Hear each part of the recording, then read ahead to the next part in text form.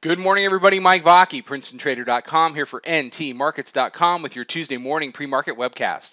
S&P 500 E-mini futures daily chart.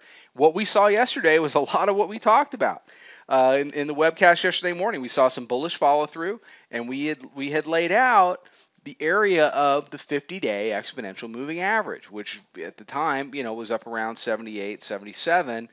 We went right on up there yesterday. We printed as high as 80. We've come back a little bit. Do I think we're done going up? I don't know yet. I don't know. What I do know is that yesterday was a day that you had to get in tune with price. And I don't know what anybody else did. I can only tell you what we did. And what we did was we got long 57 right off of the regular open. The opening print in the regular session yesterday was 57.25. We traded as low as 55. We held a key area for us in there. And then when we jumped back over that opening print, we got into a buy area, and that was basically the trade for the rest of the day. We did a couple of shorts along the way here and there, but essentially it was a day just to be long and stay long.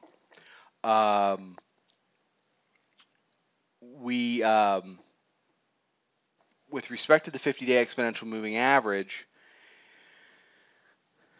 unless the bulls can take it out, then it opens up the bears' ability to come back down and test anywhere from, a retest of the daily pivot at 64.25, which held off of the Europe Open. If that breaks down, then you can't put it past them to go back and try to retest the mid-band coming in the 39 area to see if that is really truly support. I think that's probably too deep of a retrace if the bulls are for real. If the bulls are for real, then you're going to get back to not exactly what we saw yesterday, but something fairly similar, which would be some kind of a dip off of the regular open. That certainly the dip buyers are going to try to buy that this morning. It all depends on what they're going to do with it. Can they push it past this 71, 72 area? Let me get a 5-minute chart up. The 71.72 area has been a problem. You see the daily pivot here at 64.25. If they can push that above, they can get back into 75 to retest the 50-day. If they retest the 50-day exponential moving average, they have to break above it. They cannot spend multiple days at a key moving average establishing it as resistance. These are not the 2013 bulls. These are not even the 2014 bulls. This is a set of bulls that has been living now below the 200-day exponential moving average for going on a couple of months. Okay? When they make moves, they need to follow through. Okay? All they have done so far is have a multi-day rally back up to a moving average that they established as resistance on Fed Day up at 2010 to 2011. They have to break above that.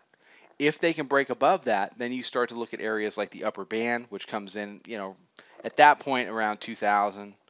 And then ultimately, if you're looking for a true test of who is in long-term control of this market, then you have to look ahead to a full-throated test of the 200-day exponential moving average. If the bulls can't muster that and then win that battle, then this is going to be a fall headed into the winter that we are going to spend below it. So for now, we're in buy the dips mode. Whether we stay in buy the dips mode is going to be entirely up to the bulls and what they're able to do with these dips. They need to make higher highs. All right, everybody have a great day. Follow us on Twitter at Princeton Trader. Check out the website, PrincetonTrader.com. Come check out the chat room. Join me tomorrow after the close at 4:30 p.m. for this week's webinar. Should be a lot of interesting things to talk about, namely the 50-day exponential moving average and its impact on the trade for the rest of September. All right, everybody have a good one. I'll be back tomorrow morning with another webcast. Trade 'em well, everybody.